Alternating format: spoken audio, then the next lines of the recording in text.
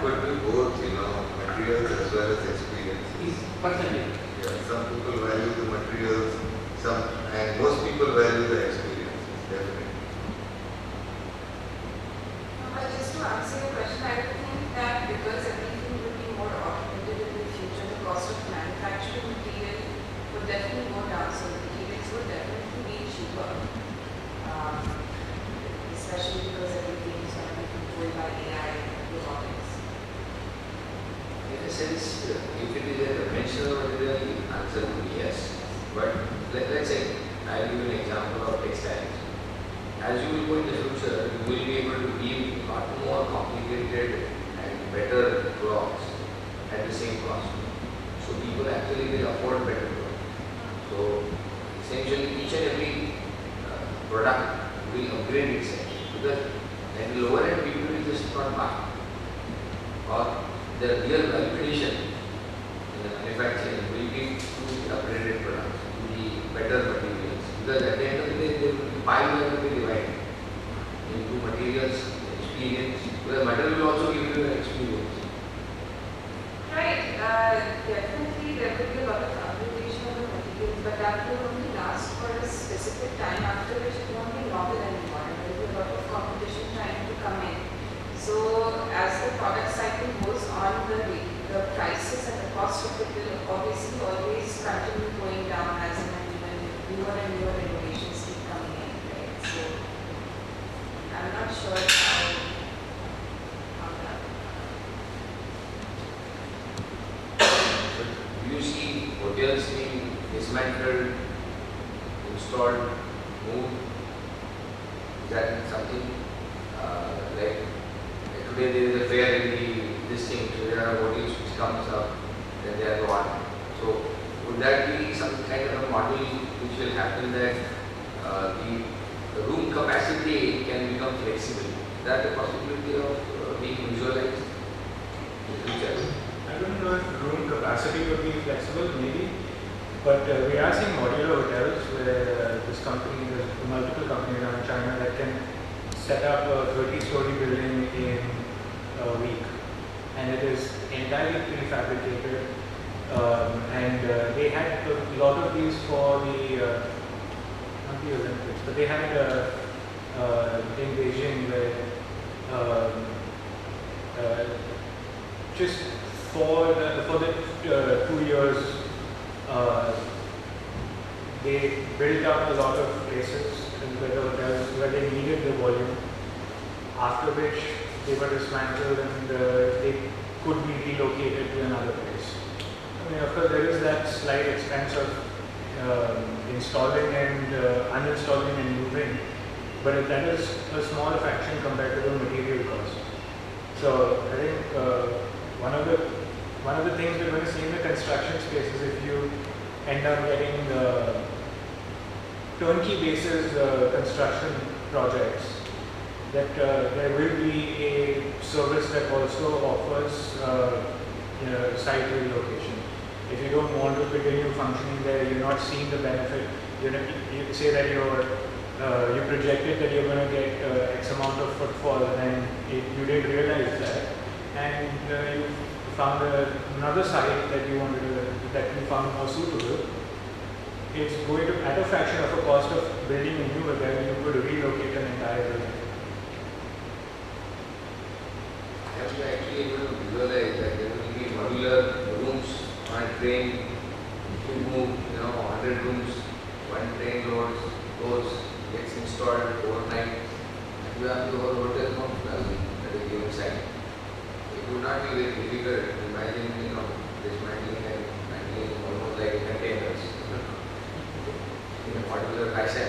That would be very possible, because at the end of the day you are talking about material efficiency, because each room will be so customized, it will be so expensive, it will be so programmed. So giving the room at the right time, right place is where the money is. Because like in Europe you see today, whenever the fair is there, the prices move up. So that $100 per night might just pay for that. So the whole shortage of rooms or sort of supply of rooms can start becoming an interesting business model. But would there will be fairs. 25 years from now, will there be a need for fairs? That's the question. If you are able to gather all the information, why did you go to fairs? What are the things I that realize fairs are less for business development than they are for marketing. So whenever you go to a fair, whichever company has the biggest site at the fair is essentially the one that's trying to maybe market a new product, enter into a new market, so they're there to show their presence. And it's less for the person who's attending to say that I need to go and visit all of these places, get their brochures. It's less of that. So fairs are now more, should be considered more as marketing budget rather than actual business development or lead generation. can you visualize an alternate form of fairs? It's virtual. Ultimately, it is an experience. Yeah. And it is a question of people coming together. Travel is made not compulsory. If experiences, virtual reality give you a way to have all the touch and feel, then a virtual fair can be also organized. Then there is no need for travel, there is no need for accommodation. And those people who are interested in that experience of fair would be able to spend that time from their own offices if you wish. A lot more people can benefit from it compared to the number of people that will go. And one can have much better marketing approach because now the time is available much more for many connections. Just only to create another dimension to think the hotel industry will have to fundamentally be looked at very funny. We actually break down under 5 senses which we are able to actually see. Whether it is a visual, so how you are basically making the guy happy on a visual basis, a touch basis, maybe taste basis, maybe aroma basis, and maybe entertainment basis, so mentally. Right? So I think if you actually take the human sensory system and start building your business around that, that's what people will pay you money for. Now, what will you do what and what will people pay for what, I'm not sure. But I think at a very fundamental level, if we start thinking from that perspective, it would be very interesting to classify and understand where the technologies will emerge or how people will integrate. Because at the end of the day, the guys who will pay are humans and they will only pay for these 5 senses through which they will experience. Does that make sense? Technology would more embedded. You would not see technology. You only experience. But when they have to think of building a business, I'm just saying people have to think so fundamentally, particularly if you are in the service industry. Think that if I am selling experience, which experience I am selling? Is it the aroma experience? Is it the taste experience? Is it the feel experience? Is it the touch? Is it the shower? Is it the walk on the carpet? Is it visual? What is it for which you are spending money and what is the customer wanting to pay for it? At fundamental level, you have to just think in a very scientific manner. That's how the businesses will have to visualize where it will go and then what technology will help you to do that. I don't think any company can select just one. If they are offering an experiential thing, they have to do an experience for all the senses. You cannot just have a beautiful hotel that has an awful smell. You're not going to enjoy it. Right? Even virtual reality, the reason that it is still virtual and it's still nascent is because they've only tapped visual and auditory. Smell they've not been able to tap, textures they've not been able to tap, and taste of course they've not been able to tap. So it's it is going to be some time before it gets to a point where so the thing is that your senses are the gateways to your brain. And until virtual reality is going direct to the brain, there's not going to be any experience that can offer all of us. Or it's going to take much longer for something to have a wholesome experience. But you're right, that people do have to keep in mind the senses that they are trying to sell. I think success of many tourist hotels, going on what you said, is that selling experiences. So, like for example, today if you stay at a hotel, every people, like if you say go to a city like Paris, stay at a hotel. Hotels today don't like arrange tours of Paris or like seek out the best restaurants to make reservations for it. They don't have packages that they sell you. Say hotels start doing that, and they specialize in that in the sense that they know where the best places are to eat. They know the places that are not the touristy parts where they can take you and start investing in hiring people to be guides for them, or start selling themselves as a place where once you stay with us, we get you the best experience of Paris possible, and so on and so forth. So, and of course, this comes with having them essentially experience, get you to experience all the five senses, essentially, like the best of the Parisian cuisine, stuff that shows up in magazines, like food stalls and so on and so forth. Which today, as a tourist, you are really reliant on a lot of your own research over the internet before you actually go there. So I think more and more, concepts where humans are still involved in sort of knitting together that experience is involved. I think that's where hotels will have to really start innovating more and more. Because things like keeping a room clean or being very efficient with just services that are taken for granted today, that's not going to be the standard. Tailoring a nice experience when you stay with them based around the concept is what is really going to sell.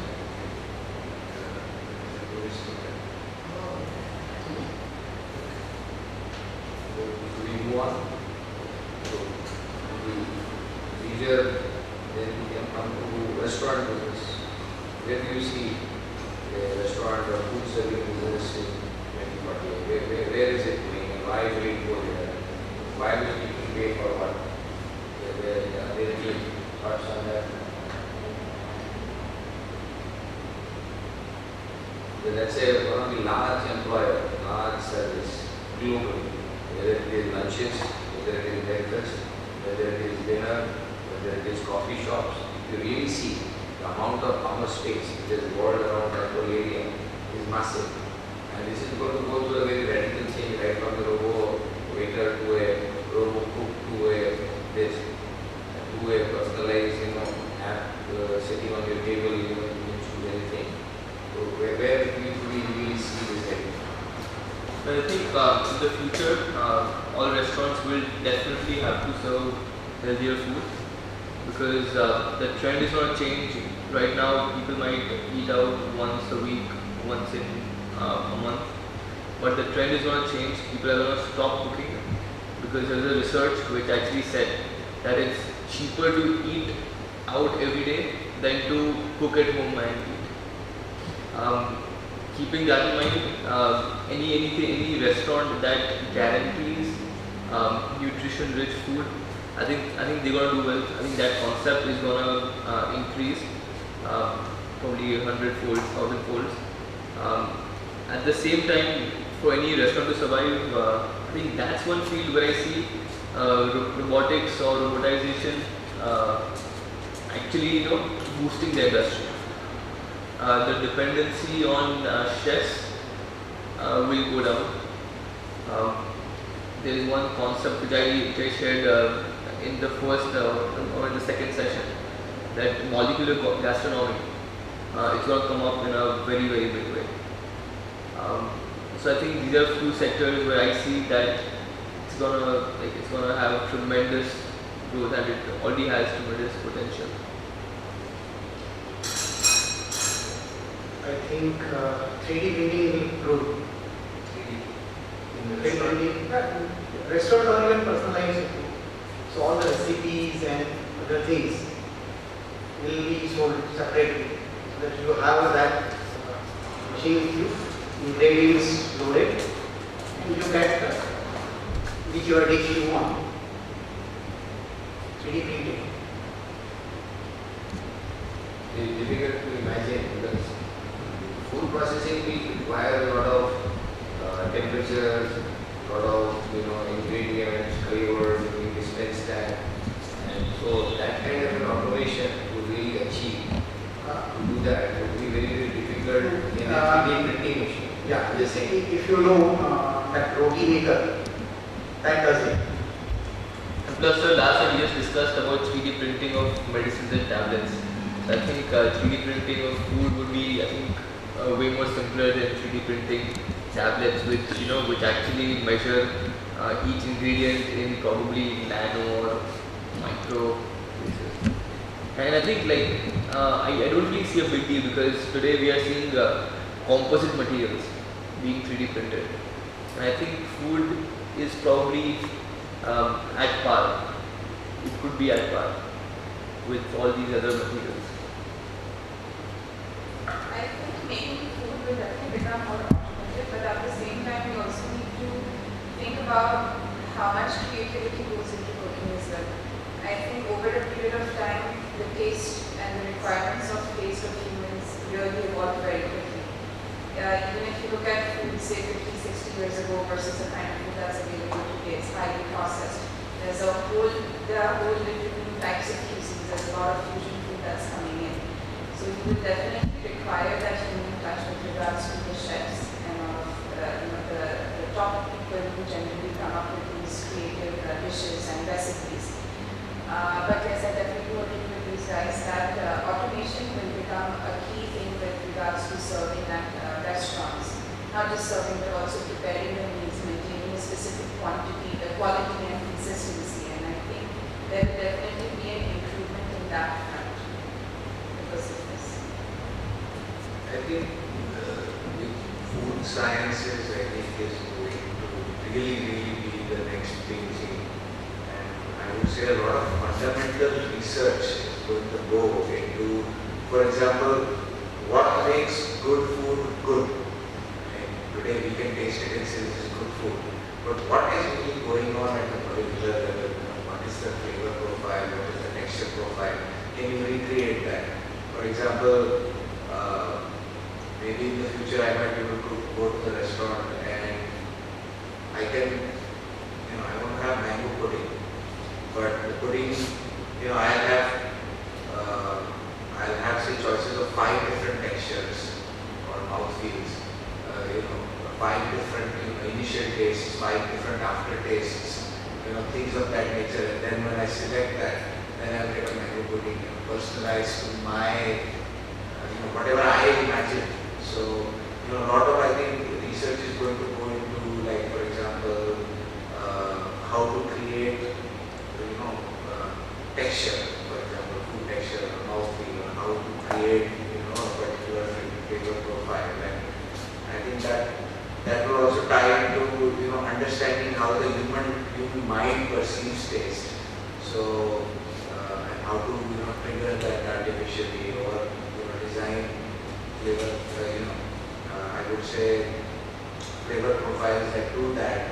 So food is going to really become a very, very interesting space, and which people I think are really going to be willing to pay for. They're going to pay a lot for that. So a lot of material science, a lot of I would say a lot of neural science, a lot of chemistry is going to go into food, and I think it's going to become a very, very interesting. It's going to become more and more like